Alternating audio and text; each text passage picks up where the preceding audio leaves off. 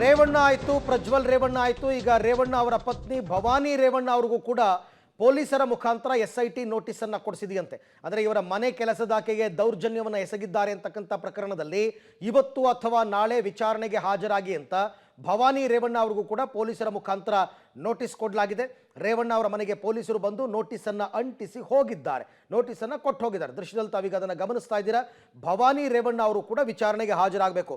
ಒಬ್ಬರಾದ್ಮೇಲೊಬ್ಬರು ನೋಟಿಸನ್ನು ಕೊಡ್ತಾ ಇದ್ದಾರೆ. ವಿಚಾರಣೆಗಷ್ಟೇ ಇದು ಬಂಧನಕ್ಕಲ್ಲ. ಬಟ್ ವಿಚಾರಣೆಗೂ ಹಾಜರಾಗ್ತಾ ಇಲ್ವಲ್ಲ ಅವರು. ವಿಚಾರಣೆಗೆ ಹೋದ ತಕ್ಷಣ ನಿಮ್ಮನ್ನು ಅರೆಸ್ಟ್ ಮಾಡಿ ಜೈಲಿಗೆ ಹಾಕ್ಬಿಡ್ತಾರೆ ಅಂತ ಏನಿಲ್ಲ. ಕೋರ್ಟೇ ಹೇಳಿದೆ ಎಲ್ಲ ಬೇಲಬಲ್ ಸೆಕ್ಷನ್ಸ್ ಅಂತ. ಬಟ್ ಯಾಕೆ ಇವರು ವಿಚಾರಣೆಗೆ ಹಾಜರಾಗ್ತಾ ಇಲ್ಲ ಅಂತ ನನಗೆ ಗೊತ್ತಿಲ್ಲ.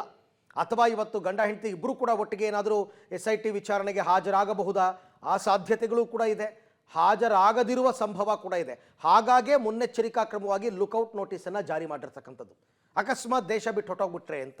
ಈ ಬಗ್ಗೆ ಮತ್ತಷ್ಟು ಮಾಹಿತಿ ನನ್ನ ಕೊಲೀಗ್ ಶಶಿಧರ್ ಅವರಿಂದ ಪಡೆಯೋಣ. ಶಶಿಧರ್, ಈಗ ಭವಾನಿ ರೇವಣ್ಣ ಅವರು FIRನಲ್ಲಿ ಅವ್ರನ್ನೂ ಕೂಡ ಆರೋಪಿತ ಸ್ಥಾನದಲ್ಲಿ ಇಟ್ಟಿದ್ದಾರಾ? ಅದಕ್ಕೆ ನೋಟಿಸ್ ಕೊಟ್ಟಿರೋದಾ ಅಥವಾ ಬೇರೆ ಯಾವುದಾದ್ರೂ ಕಾರಣನಾ ಅಂತ? ಅರವಿಂದ್, ಏನು ಅಶ್ಲೀಲ ವಿಡಿಯೋ ಪ್ರಕರಣದಲ್ಲಿ ಈಗ HD ರೇವಣ್ಣ ಅವರ ಕುಟುಂಬಕ್ಕೆ ಸಂಕಷ್ಟದ ಮೇಲೆ ಸಂಕಷ್ಟ ಎದುರಾಗ್ತಾ ಇರತಕ್ಕಂಥದ್ದು. ಈಗಾಗಲೇ ಹೊಳೆನರಸೀಪುರ ನಗರ ಠಾಣೆಯಲ್ಲಿ HD ರೇವಣ್ಣ ಹಾಗೂ ಪ್ರಜ್ವಲ್ ರೇವಣ್ಣ ಅವರ ಮೇಲೆ ಒಂದು ಪ್ರಕರಣ ದಾಖಲಾಗಿತ್ತು. ಇದಲ್ಲದೆ ಮತ್ತೊಂದು ಸಂತ್ರಸ್ತೆ ಪ್ರಜ್ವಲ್ ರೇವಣ್ಣ ಅವರ ಕೇಸ್ ಮೇಲೆ ಅತ್ಯಾಚಾರದ ಪ್ರಕರಣವನ್ನು ದಾಖಲು ಮಾಡಿದ್ರು. ಇದೀಗ ಭವಾನಿ ರೇವಣ್ಣ ಅವ್ರಿಗೂ ನೋಟಿಸನ್ನು ಜಾರಿ ಮಾಡಿರ್ತಕ್ಕ ನಾವು ಈಗ ದೃಶ್ಯದಲ್ಲಿ ಗಮನಿಸಿ, ಇದು ಹೊಳೆನರಸೀಪುರದಲ್ಲಿರ್ತಕ್ಕಂತಹ HD ರೇವಣ್ಣ ಅವರ ನಿವಾಸ. ಇದೇ ನಿವಾಸದಲ್ಲಿ ಕೆಲಸ ಮಾಡುವಂತಹ ಸಂದರ್ಭದಲ್ಲಿ ಮಹಿಳೆಯರಿಗೆ HD ರೇವಣ್ಣ ಹಾಗೂ ಪ್ರಜ್ವಲ್ ರೇವಣ್ಣ ಲೈಂಗಿಕ ಕಿರುಕುಳವನ್ನು ನೀಡಿದ್ರು ಅಂತ ಹೇಳಿ ಸಂತ್ರಸ್ತ ಮಹಿಳೆ ಹೊಳೆನರಸೀಪುರ ನಗರ ಪೊಲೀಸ್ ಠಾಣೆಗೆ ದೂರನ್ನು ನೀಡಿದ್ರು.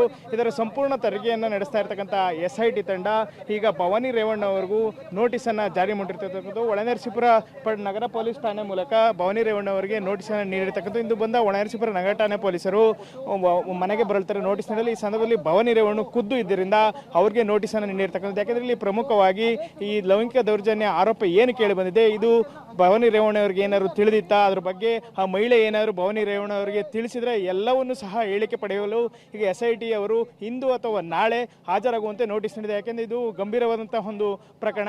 ಯಾಕೆಂದರೆ ಆ ಭವಾನಿ ರೇವಣ್ಣರ ಪತಿ ಹಾಗೂ ಮಗನ ಮೇಲೆ ಈ ದೌರ್ಜನ್ಯದ ಆರೋಪ ಕೇಳಿ ಬಂದಿರತಕ್ಕಂಥದ್ದು.